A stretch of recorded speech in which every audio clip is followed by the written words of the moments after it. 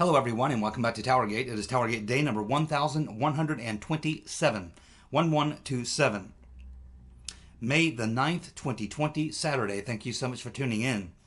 Okay, so looking at those transcripts that were released of the witness testimony in the House Intelligence Committee in 2017, the first thing I realized after reading through the first one last night is it's going to take a long time for one person to read through all these transcripts. I'm going to give it my best shot, certainly at reading the ones I'm most interested in. And the first three that I'm going to read, I started last night. I read two John Podesta interviews. I read the second one. I'll go back and read the first one. Then I'm going to read Michael Sussman, then Susan Rice. Those are the three I'm most interested in. So that's the order that I'll be reviewing those. So anyway, it's going to take a while to read through all these. There's a lot there, 6,000 pages. So it'll take a while, but I'll be going through these and I'll be reporting on them as I go through these transcripts. It's going to take a while. Now, obviously, other people, and in fact, media organizations where they have a team of people, they can each read maybe 5 of these a day or something. And you have a team of people can probably get through this in a couple of days or a week. But it's going to take me a while. So we'll be learning from other people as they're reading through them what we're learning, as well as I'll be going through some of these myself to find the key things that I'm looking for. There are very specific things I'm looking for, and that's what I'll be going through. So I want to talk about the first one that I went through last night, which was the second interview with John Podesta. That interview was conducted by 2 Republicans and 2 Democrats. The Democrats were Eric Swalwell, and Adam Schiff, the bug-eyed fool. The 2 Republicans were Mike Conaway and another Republican who his name I don't even recognize. So it's possible that he was one of Nunes's staffers, investigative staffers on his investigative team, and not even one of the members on the committee, because I don't recognize his name. But they did the questioning of John Podesta, and this was his second time to be questioned, okay? So there's not really much to talk about as far as Swalwell and Schiff. Obviously, as you can imagine, they were running cover-ups, so there's nothing really to be learned from them. But on the Conaway part of it, he really focused almost his entire time of questioning was spent with John Podesta, focused on what did John Podesta know and the Hillary Clinton campaign know about Fusion GPS, Glenn Simpson, the dossier. This was where most of his questioning, and he really drilled down on it. He continued to approach these questions from different directions, different ways of asking the question, constantly trying to lock down John Podesta into getting, because remember, the first thing they do is put them under oath. This is sworn testimony. So the first thing they do is put them under oath. Now, the first thing I noticed as I got reading into the Podesta Q&A here with Mike Conaway is that Podesta seems very nervous. He seems very nervous. And the second thing I realized as I got farther and farther down through this interview is that Podesta was lying his ass off. Okay, he was lying his ass off. I know this. Now, as he was being grilled over and over again on the salient details of what he knew about Fusion GPS, what the Clinton campaign knew about Fusion GPS, Glenn Simpson, the dossier, and Christopher Steele, and Perkins Coie, and how that worked. Podesta, I'm convinced that the man's lying his ass off. Remember, he is the chairperson of the Hillary Clinton campaign in 2016. He's the chairman. Robbie Mook is the manager. Robbie Mook's the campaign manager. Podesta is the campaign chair. Both of these guys would certainly be aware of the finances involved in the campaign, especially when we're told that there was over $12 million that went from the Clinton campaign to the Perkins Coie law firm, and over $1 million going specifically to Confusion GPS, and we understand somewhere around 160, $570,000 paid from Confusion GPS to Christopher Steele. Now, Podesta says it was his understanding that Clinton paid out of the campaign money 50% and the DNC paid 50% to Perkins Coie. That's what he says. Now, Podesta says that he didn't even know about the dossier or Confusion GPS until after the election. He said he had never met Glenn Simpson until February of 2017, 3 or 4 months after the election. He says he didn't know anything about the dossier at any time during the election. He would not go on record on what Hillary knew about the dossier. He did say, though, that he never met with Christopher Steele and doesn't believe that Mook or Clinton ever met or even knew about Christopher Steele.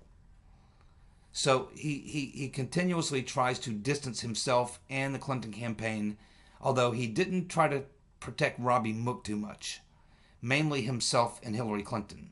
A lot of the issues, when they would try to drill down on Mook, he would say, well, I'm not so sure about Mook in this case. I can only speak for myself, and I pretty much I think I can speak for Hillary about what she knew or didn't know. As far as Mook, you got to ask him about that, especially when they drilled down on him on the finance. Like, how can you possibly not know that there's $12 million going to Perkins Coie or whatever? And he was finally forced to make, well, yeah, I mean, I knew there was this money going, but I didn't look at the exact details of the money. I was mainly focused with advertising and how much money was coming in and stuff like that. It would be Mook who would be probably more familiar with the specific numbers on things like that. But he denied knowing Christopher Steele, knowing anything about Confusion GPS, even that they were even paying Confusion GPS. He said, I knew we were paying for some opposition research, but I didn't know anything more than that. So he says he didn't even know about Confusion GPS until after the election. Never met Glenn Simpson until after the election. Didn't know anything about Christopher Steele until after the election. And he didn't know anything about what Sussman or Elias were involved in. Keep in mind, at this time, Mark Elias is also representing John Podesta as his lawyer. and Sussman was having practically daily contact and had a lot of, according to John Podesta, power of attorney abilities to do things on behalf of the campaign. Yet we're led to believe from Podesta in his interview that this information coming from Sussman was not being shared with him, Podesta, at all. And he's pretty sure not really much being shared with Hillary Clinton. Now, this has got to be a lie.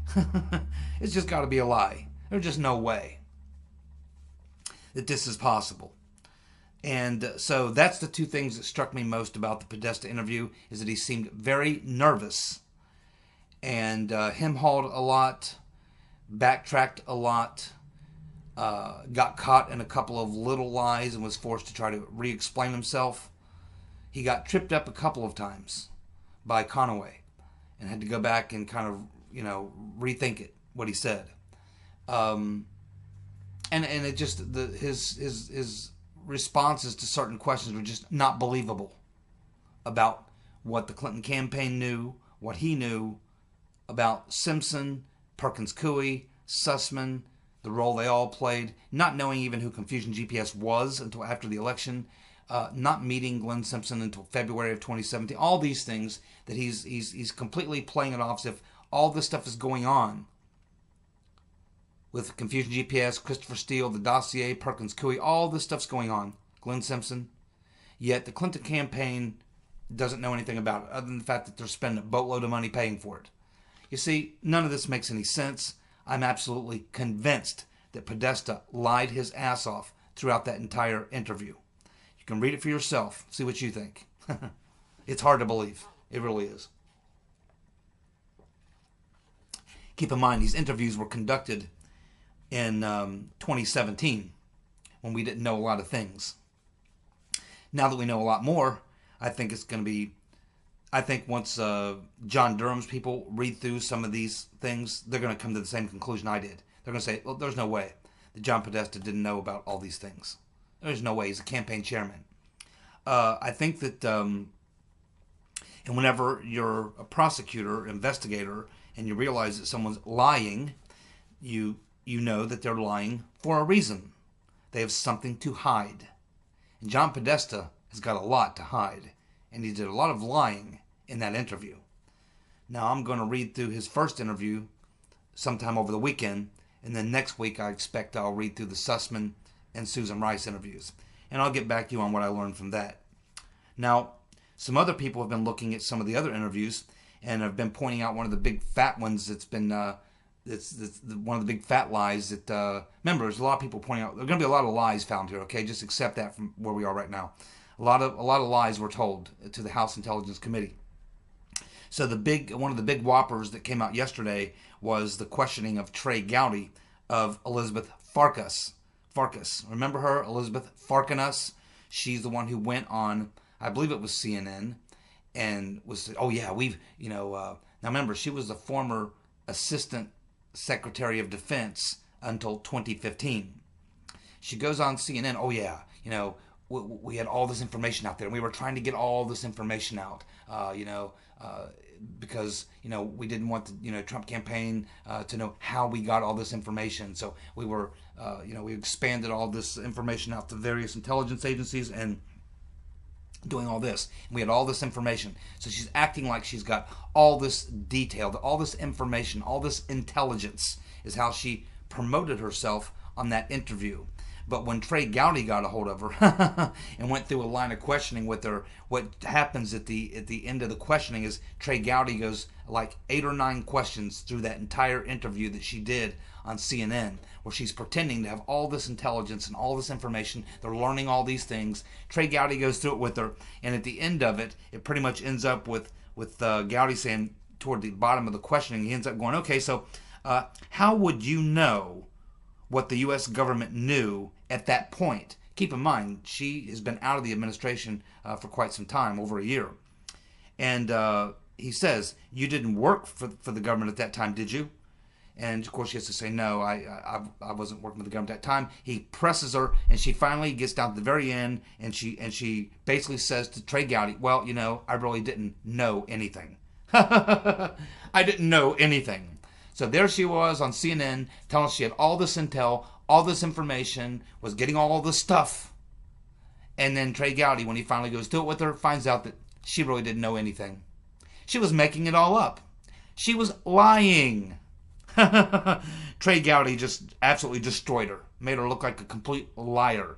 That's why I wish these things would have been done in public, because he just destroyed her. I mean, he just destroyed her, and he did it very, very well. He set her up in a way. It was about 8 or 9 questions that he asked her that led her down the path to where he eventually got her toward the end, where she had pretty much already, explained that, yeah, well, it was all bullshit. But he didn't let her off the hook. He made her go all the way to the end to basically drive home the point that, okay, so you didn't know anything. Basically, you lied. You didn't know anything. What you said on CNN, that you had all this information, had all this intelligence, just all coming in, you really didn't know anything. She said, yeah, I really didn't know anything. That was her exact words. I didn't know anything. Evelyn Farkas. Well done. Now, she's running for Congress, by the way. Do you know where she's from? You know where her hometown is? Do you know what district she'll be representing? Chappaqua, New York. Home of the Rotten Reverend. How convenient. There's another big issue. This is exactly why Sussman will be probably the second thing that I read. Is this guy was a lot more involved than we had previously known. He's going to turn out to be one of the key players, because he was the intermediary, the man between the Clinton campaign, the FBI, and now we know the CIA. Sussman is going to turn out to be a major, major figure in this coup. Now, we'll just take this one, and there's another one we'll get to in a minute. So, in these transcripts, they're discussing the so-called hack of the DNC servers. And Sussman literally says, under oath and sworn testimony, that He, on behalf of the Democratic National Committee, offered the FBI full access to those servers at the DNC and Podesta's emails. Full access. That's what he told these people in open hearings, in these closed hearings, under oath. Now, up until now, we've all known or assumed that the DNC would not allow the FBI to even look at those servers. And how do we know that? We know that because Comey, Jimmy the Weasel, testified again under oath in open hearings in Congress where he was asked about that, and it was drilled down on, and he had to say and repeat himself 2 or 3 times that not only were they turned down when they asked to look at those servers, but he said that they asked multiple times in various ways on several levels to be able to look at those DNC servers, and the DNC would not allow them. We also had Jay Johnson from the Department of Homeland Security when he testified and said the same thing. Yes, we were very eager to look at those servers, but the DNC would not permit us to. That is what the testimony is in open hearings that we've all seen from Comey and from Jay Johnson. It's been what we've accepted now for, over 2.5 years since those congressional hearings. But here we have in sworn testimony Michael Sussman, Hillary's lawyer, saying that he, on behalf of the DNC, he had power of attorney to handle their affairs. Sussman says that he offered the FBI full access to the DNC servers. Well, you know what? Somebody is lying. Somebody's lying. My guess is that Mr. Durham and his investigators will be very interested in having a long conversation with Mr. Sussman and Comey. That's 2 guys that are going to be absolutely, and I would be very surprised if either of them answers any questions. I think that they'll probably plead the fifth, not answer any questions, in which case they'll be called in front of a grand jury, and they can do whatever they want there. But ultimately, these guys are going to be implicated. Comey and Sussman are going to be 2 guys who will have charges slapped on them unless they decide to flip and turn state's evidence. That's the only hope they have. But this question here we thought was settled. Obviously it's not, because there's a huge discrepancy right here. Now we also have Aaron Mate, which many of you are familiar with Aaron Mate. He is a liberal. He's I'd say a very progressive guy, but he's a great journalist. He's honest. I appreciate that he's honest, and he's never bought the Russia hoax. He's never bought the Ukraine hoax. He's never bought that the DNC was hacked by Russians. He doesn't buy any of that bullshit. And he's a very good reporter, a liberal, a Bernie Sanders supporter, but he's an honest liberal and a very solid reporter. So if you looked at his Twitter feed yesterday, he points out something, because he obviously was very interested in the testimony of Sean Henry from Crowdstrike. So that's where he went to look and read. And Aaron Mate has got on his Twitter where Sean Henry testifies in sworn testimony under oath to this committee that Crowdstrike, on behalf of Crowdstrike, he says that they did not, he says this under oath, that they did not have, Crowdstrike did not have the evidence of Russians hacking the server. They had no evidence that it was Russians that hacked the server. That's what Sean Henry of Crowdstrike says. Yet, up to this point, we've been told that the FBI relied on a third party, that they agreed with the Democrats that they'd have this third party, highly respected, Crowdstrike, come in and do the analysis, and that the analysis suggested that it was the Russians that hacked the DNC, when in fact, when put under oath in sworn testimony, Sean Henry says just the opposite. Just like Susan Rice, just like McCabe, just like Clapper, just like Lynch, just like Yates, just like Powers, just like Rice, every single damn one of them, Ben Rhodes, when put under oath and sworn testimony in these transcripts, every damn one of them said they had no evidence whatsoever of Trump-Russia collusion. Not a single bit. Yet every single damn one of them went out on TV for 2 to 3 years, made comments on social media, suggested that there was Trump-Russia collusion, that they had all this evidence, and that Trump was caught dead to rights, and all this kind of stuff. Yet in sworn testimony, they all said just the opposite. Nope, we have no idea. And here you get Sean Henry, one of the owners of Crowdstrike, saying, no, but we didn't have any evidence of Russians hacking the DNC. Yet that's been the narrative, and that's what they put in the Mueller report, that they were highly confident that it was the Russians that hacked the DNC. You see what I mean? These are lies. When they're under oath, they tell the truth.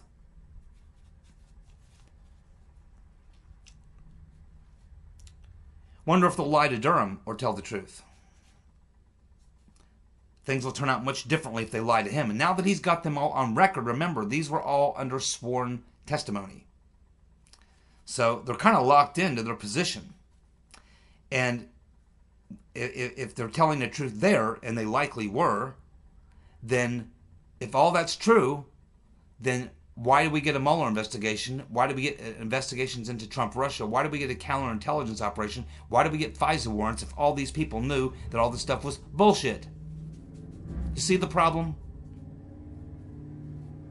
Durham's obviously having a blast. He can't believe these people are that stupid. We're that stupid. Well, let's move on to another slightly different topic here. It looks like the Democrats on Jerry Nadler, the Penguins Committee, had a little presser where they went to the microphones, and now they're asking for Inspector General Huckleberry Horowitz to investigate Barr. That's really funny. No, actually, AG Barr might want to investigate Horowitz, because it appears that Horowitz left out a lot of things in his report. Remember when he told us that he just couldn't prove that there was any bias? Couldn't find any bias. Couldn't find any bias. Yet when you look at the documents that have been released in the last couple of weeks, oh, there's a lot of bias. Oh, there always was. He just couldn't find it, right? Of course. And he didn't release it to the rest of us. It was hidden in footnotes that were classified or redacted. And now that all this stuff is coming out, it makes Horowitz look like he was hiding things. I think AG Barr should be investigating Horowitz, not the other way around. Now, the Democrats are barking up the wrong tree. Horowitz is not going to investigate the Attorney General, especially over this. Why? Because Horowitz knows that he's the cover-up man and that Barr isn't. And he knows that if Horowitz goes down that road, he'll be caught in the same trap as these people. He's not going to stick his neck out for these people and get cut down by Barr and Durham. No way. Horowitz ain't gonna get anywhere near anything like that. You can bet on that. You know, a long time ago, I was talking about Attorney General Barr when he took the job. Why he took the job. I mean, here was a guy who's a multimillionaire. His last job, he was making a 7-figure income as a lawyer for one of the world's largest telecommunications companies. He had already been Attorney General. He'd already served 20 years in the Department of Justice. He'd already been a partner in a major, high-dollar, big-shot law firm. I mean, he's basically an older guy. He's 70-something, 70, 71.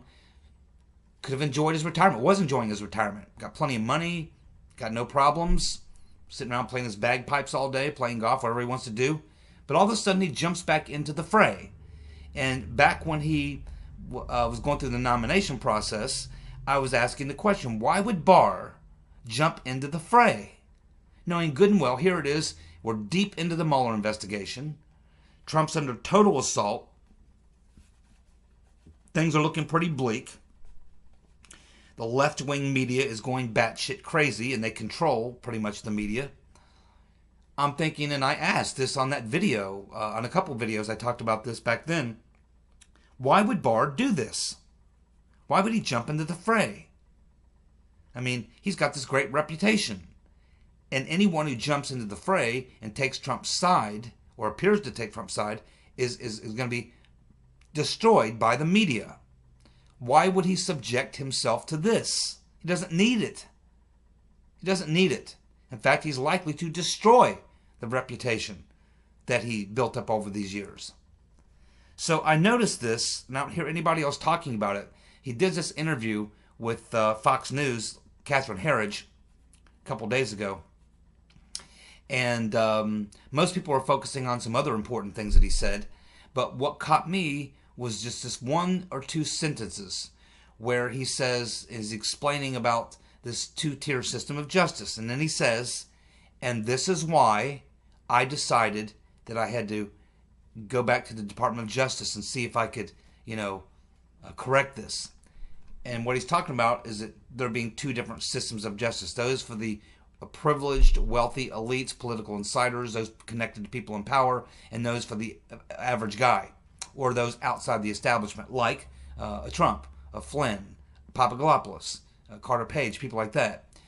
And I thought that that was very key, because remember, before he put his name up, before his name was put up for nomination, and remember, Trump doesn't probably even know who Attorney General Barr or William Barr was at that point. Probably didn't know who he was. But we had learned that he had taken issue with a couple things that Rodenstein had done and had sent him letters saying, hey, I'm not so sure what you did there was exactly right. And we know he sent a couple of these letters to Rodenstein, which Rodenstein ignored. Then he wrote that public op-ed. I can't remember if it was published in the New York Times or the Post. It was one of the two major papers, published it, where he openly, publicly took issue with Rodenstein and some decisions he had made. And I think it had to do with the scope memo. And the next thing you know, his name comes up for nomination. Now, I don't know how that happened, but I'm sure it wasn't just some accident. It wasn't just some accident that, of all the people that they were looking at for Attorney General, they probably didn't even have him on the list because he's retired.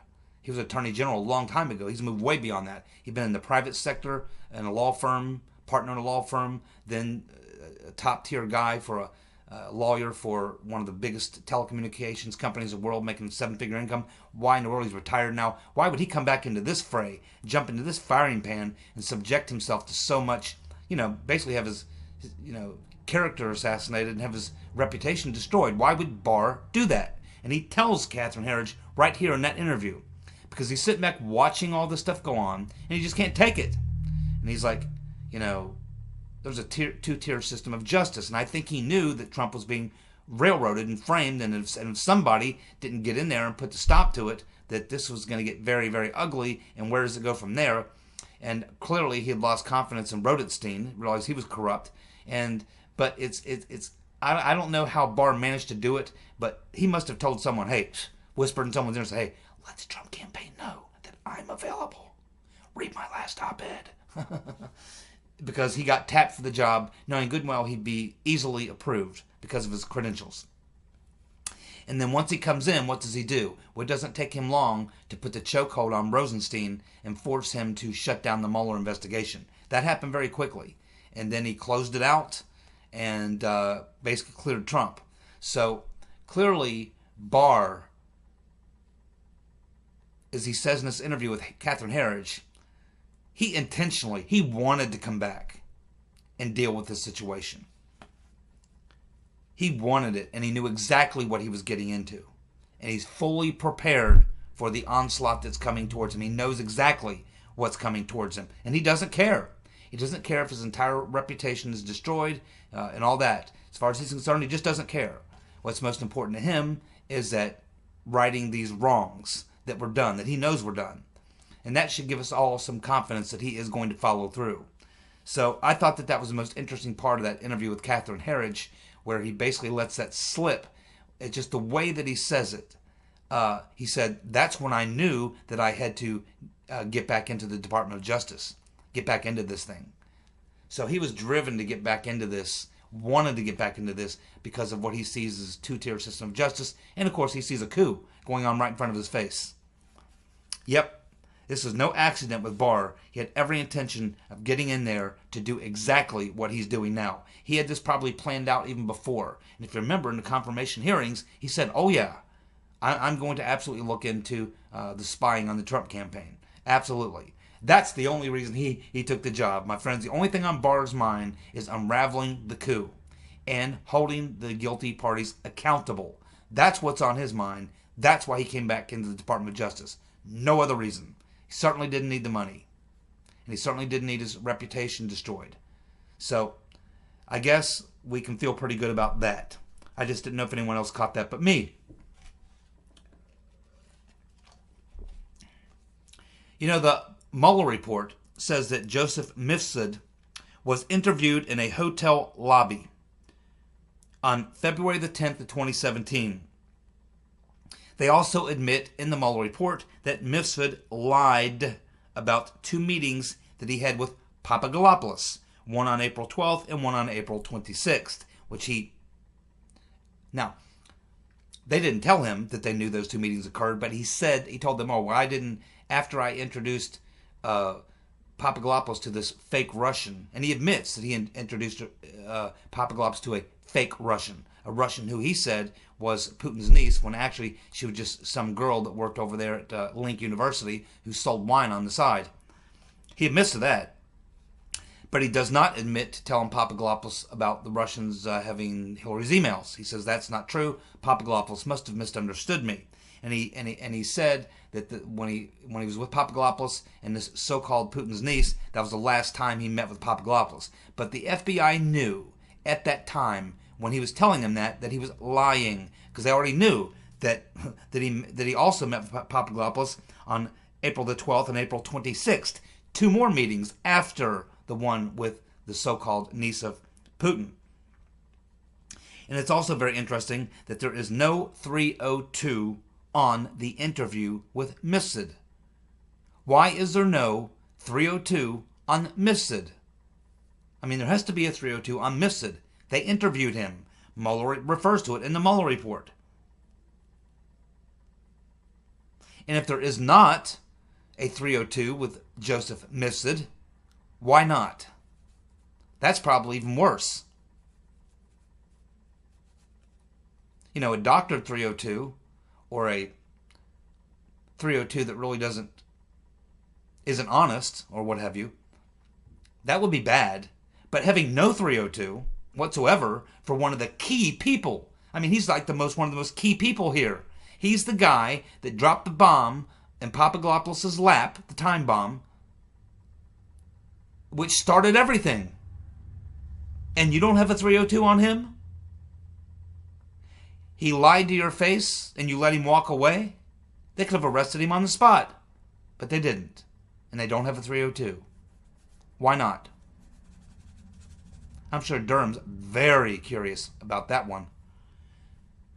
Someone's going to have to answer some questions about that very soon. The Gateway Pundit also refreshed our memory with a story yesterday that they wrote back in the summer of this past summer, that they had learned that Comey had traveled to Australia the very same week that Mifsud was in Australia.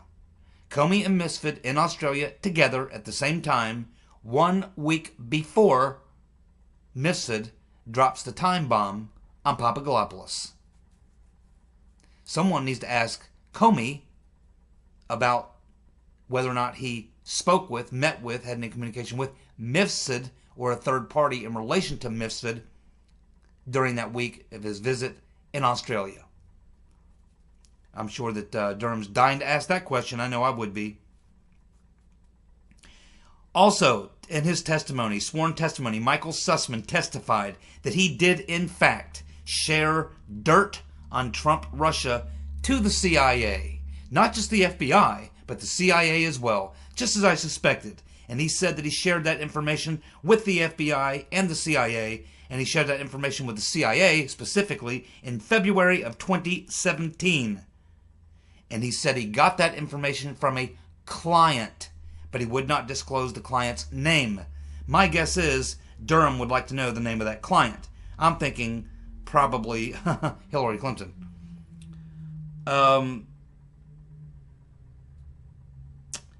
Yes, we're out of time, but a lot of people are speculating that there's going to be a major bomb drop next week from Rick Grinnell. I'm going to take a wild guess and say that Grinnell is going to drop the transcript of the Flynn Kislyak phone call. Thank you so much for tuning in. I'll be back next week or tomorrow with more TowerGate. See ya. Bye.